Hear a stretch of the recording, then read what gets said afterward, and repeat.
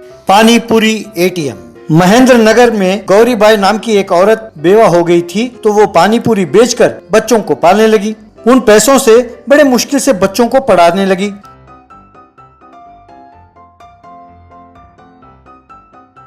ये देखकर लोग बच्चों से, बच्चों मन लगाकर पढ़ो, तुम्हारी माँ बहुत मेहनत करके तुम्हें पढ़ा रही है, तुम बड़े होकर उसकी खूब सेवा करना। एक दिन गौरीबाई पानी पूरी बेचकर आने में देर हो गई तो बच्चे परेशान हो गए। गौरी की छोटी बेटी सिमरन बहुत बवाल मचाने लगी। दादा, माँ घर रोज जल्दी टाइम पर आ जाती है ना, अब तक क्यों नहीं आई? मुझे बहुत डर लग रहा है। चलो जाकर देखते हैं, शायद माँ को कुछ हो गया है। हमेशा 10 बजे तक माँ लौट जाती है ना, पता नहीं आज इतना देर क्यों लगा रही है। यूं परेशान हो रही थी। सिमरन, तुम चिंता ना करो, कभी कभी यूं लेट हो जाता है। माँ ने कहा था ना कि देर हो जाए तो भी घर पर ही प्रतीक्षा करनी चाहिए। इस टाइम पर घर से बाहर जाना खतरनाक है। थोड़ी देर और देखते हैं। यूं कह रहा था कि गौरीबाई घर पहुंची। दोनों बच्चे जाकर उससे लिपट गए। उसके हाथ में पानी पूरी वाली टोकरी और स्टैंड नहीं दिखा। माँ, टोकरी और स्टैंड क्या हुआ? आज इतना देर क्यों लगा दी? बेटा, हमेशा की तरह मैं आज पानी पूरी बेच रही थी कि एक पुलिस वाला ने आकर जबरदस्ती से पानी पूरी को गिरा दिया। पानी पूरी के टोकरी, स्टैंड वगैरह वो ले जाकर पुलिस स्टेशन में रख दिया। मेरे पानी पूरी बेचने से लोग जमा होते हैं, जिसे बीमारी फैलने का खतरा है, ये कहकर मुझे चेतावनी देकर बेच दिया। मैंने उन्हें बहुत बार समझाया कि ये मेरा रोजगार का जरिया है, इसके बिना मैं और मेरे बच्चे भूखे रह जाएंगे, पर वो सुनने के लिए तैयार ही नहीं था। उसने कहा कि दोबारा पानी पूरी बेचा तो अरेस्ट करके जेल में डाल देगा। कहकर आंखें पोंछने लगी। फिर वे सब सोने लगे। गंभीर को नींद नहीं आई। उससे माँ की तकलीफ देखी नहीं गई। फिर वो उठकर बैठा और पानी पूरी एटीएम मशीन को बनाने लगा। गौरी ने सवेरे उठकर देखा तो उसके घर के बाहर एटीएम मशीन की तरह पानी पूरी मशीन दिखाई दी। उसे देखकर हैरान होकर गौरी, अरे गंभीर, ये क्या है? कहाँ से आई है? कौन लेकर आया? देखने में ये एटीएम मशीन दिखता है, लगता है कोई चोर चुराकर यहाँ इसे छोड़ दिया है। पहले ही पुलिस हमसे नाराज है, अब इसकी वजह से नई मुसीबत न आ जाए। कहकर डरने लगी। माँ, तुम चिंता ना करो, ये पैसे देने वाला एटीएम मशीन नहीं है। तुम्हें चिंतित देखकर मैंने रातों रात ये पानी पूरी एटीएम मशीन बनाया है। इसमें पैसे डालते ही पैसे की बराबर पानी पूरी बाहर निकलेंगे। इस नल में कई किस्म के पानी निकलेंगे। ये वॉइस कमांड पर काम करता है। अगर आप कहोगे पानी पूरी एटीएम मशीन पानी पूरी में जीरा वाटर भर देना, तो जीरा वाटर भर देगा। कहकर उस मशीन का विवरण देने लगा। अपने माँ के हाथों पैसे डलवाया। पानी पूरी के बाहर निकलने पर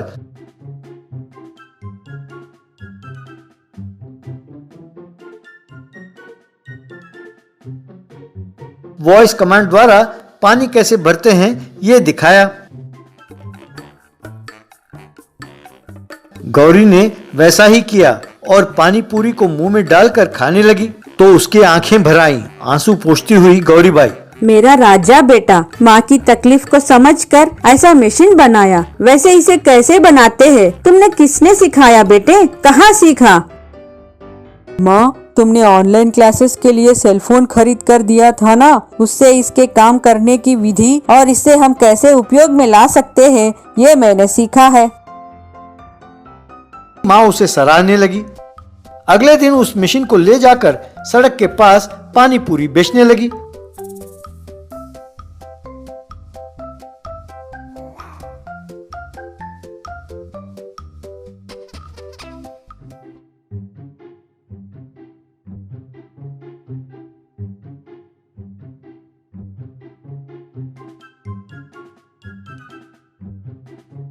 पानी पूरी मशीन को देखकर लोग वहां उमड़ने लगे।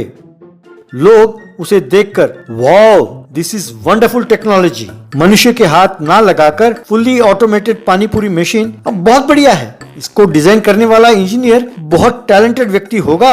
यूं प्रशंसा करते हुए और पानी पूरी खाते हुए लोग जाने लगे। तब वहाँ से गुजर रहे एसआई ने गौरीबाई को देखा। वाह, ये टेक्नोलॉजी मशीन बहुत बढ़िया है। ये पानी पूरी एटीएम मशीन किसका है? गौरीबाई, क्या ये तुम्हारा है? इसे खरीदने के लिए बहुत पैसे खर्च हुए होंगे। मुझे तुमसे कोई नाराजगी नहीं है।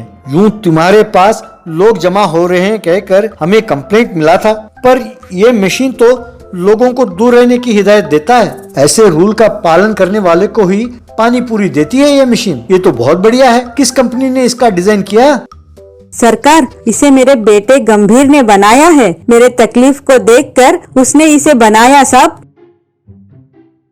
इतने प्रतिभाशाली बेटे को जन्म देने के लिए तुम्हें गर्व होना चाहिए। यूं प्रशंसा करते हुए उसके बारे में सारे अखबारों में छपवाया। तब बड़े बड़े इन्वेस्टर्स आए और ऐसे ही मशीन अपने लिए बनाने का ऑर्डर दिया। इस तरह छोटी उम्र में ही गंभीर एक बड़ा एंटरप्रेन्योर बन गया और अपनी माँ और बहन की देखभाल करने लगा। वुडन बस हेलीकॉप्टर। एक राज्य में सिंगापुर नाम का एक छोटा सा गांव था। सिंगापुर के लोग हर रोज सवेरे काम के लिए आसपास के शहर जाते थे। वो काफी व्यस्त रहते थे। उस गांव में 2 बस थे। एक मक्खन नाम के व्यक्ति का था। मक्खन का बस नया नया था, अच्छे कंडीशन में था। दूसरा बस लल्लन नाम के व्यक्ति का था। उसके बस का पेंटिंग भी नहीं था और एकदम बुरा हाल था। सब मक्खन के बस में ही जाते थे। अंदर जगह ना होने पर बस के छत पर बैठकर जाते थे। बचे कुचे लोग लल्लन के बस में जाते थे। आइए आइए, कम से कम आप लोग तो आइए। अब आप बस को धक्का देंगे तो गाड़ी स्टार्ट करेंगे, ऐसा कहता था। तब वे उस बस को धक्का देते थे। फिर बस में बैठकर यही टेंशन रहता था कि कहीं रास्ते में बस कहीं रुक ना जाए।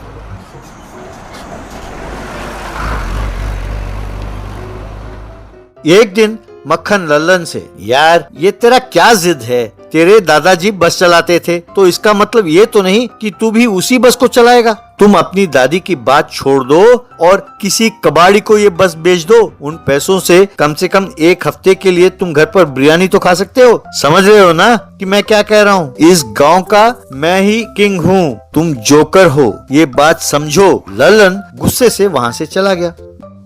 दादी से, धत, आज तुम्हारी वजह से मैं जोकर बन गया हूँ। दादी, तुम कहती हो कि दादाजी का धंधा चलाओ, उसे संभालो, उनकी इज्जत को कायम रखो। अरे वैसे उन्होंने मुझे दिया क्या जो मैं उनकी इज्जत का ख्याल रखूं? जो 10 बस थे उन्हें बेचकर वो कहीं भाग गए। ये खटारा बस मेरे पल्ले बांधकर मेरी जिंदगी को तबाह कर दिया। पर दादाजी उन पैसों के साथ कहीं पर मस्ती कर रहे होंगे। अब इस बस का धंधा मैं और नहीं कर सकता। ऐसे ना कहो बेटा, मैं मानती हूँ कि तुम्हारे दादाजी संकी जरूर है, पर वो बुरे आदमी नहीं है। मैं नहीं जानती कि उन्होंने बस क्यों बेचे और कहाँ गए, पर उसकी कोई ठोस वजह जरूर होगी, ये मैं कह सकती हूँ।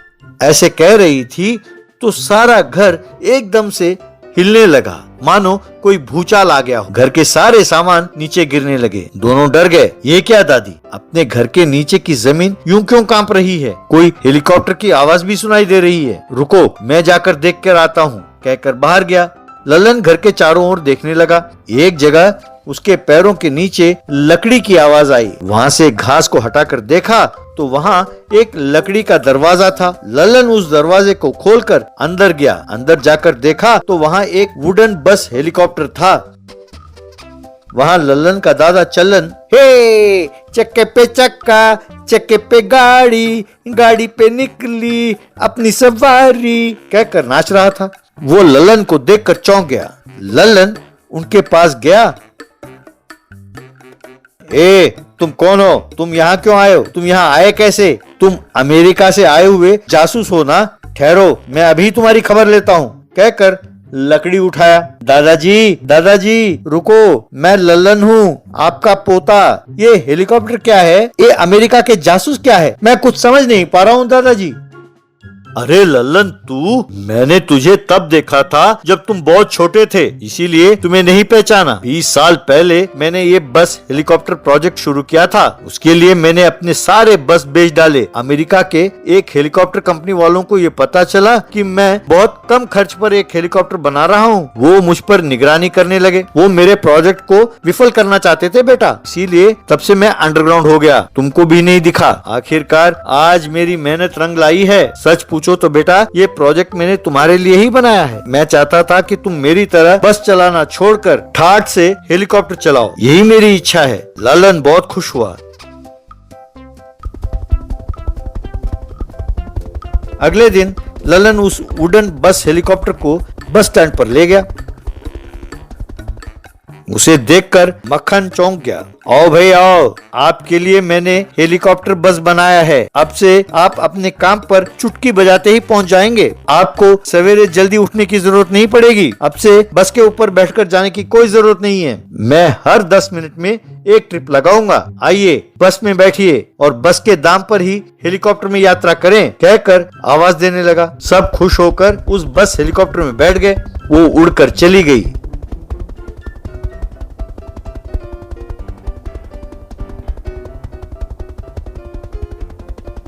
यूं ललन कई ट्रिप लगाने लगा। मक्खन के बस में कोई भी नहीं बैठ रहा था।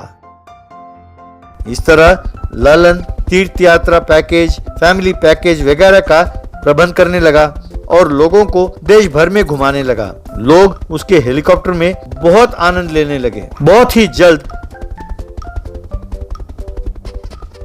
ललन ने लाखों रुपए कमा लिया। ये देखकर दादा दादी बहुत खुश हुए।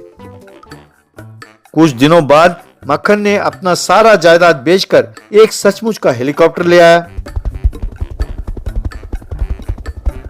ये देखकर ललन अरे नामाकूल, मेरे दादाजी ने 20 साल लगाकर ये वुडन हेलीकॉप्टर क्यों बनाया जानते हो? ये लकड़ी का बना है तो पेट्रोल की खपत ज्यादा नहीं होगी। ऊपर से इसमें 40 आदमी को बिठा सकते हैं। तुम अपने हेलीकॉप्टर में 4 लोगों को भी नहीं बिठा सकते। इसे तुम शेयर सर्विस पर लगाओगे तो हर महीने पेट्रोल के लिए नित नए बैंक से लोन लेने होंगे। इसलिए मेरी बात मानो, इसे बेच डालो। तुम्हारा घाटा सिर्फ 30-40 लाख रुपए का होगा। उससे बस खरीद सकते हो, समझे? कहकर चला गया। मक्खन सिर पीटता रह गया।